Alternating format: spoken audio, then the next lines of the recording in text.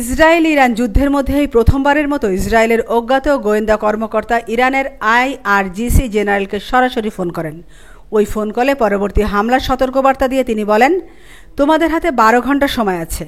Washington পোস্টের করা এই প্রতিবেদনটি নিয়ে বর্তমানে পুরো বিশ্ব তোলপাড় শুরু হয়েছে।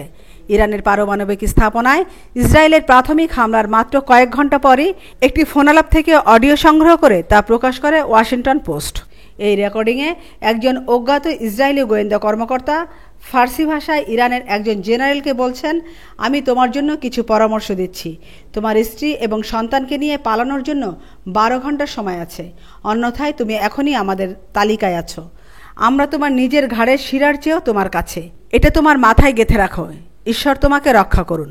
তবে ইরানি জেনারেলকে প্রতি উত্তরে তেমন কিছু বলতে শোনা যায়নি, শুধু বলেন, আমার কি করা উচিত।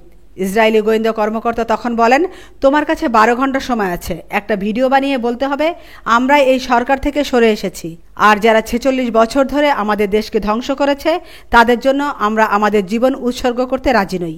তারা কেবল হত্যা করেছে, চুরি করেছে, নিয়েছে। তারা কেবল এই দেশের শিশুদের টুকরো টুকরো করেছে। আমিনা ইসলাম, নিউজ ডেস্ক, আজকের সংবাদ।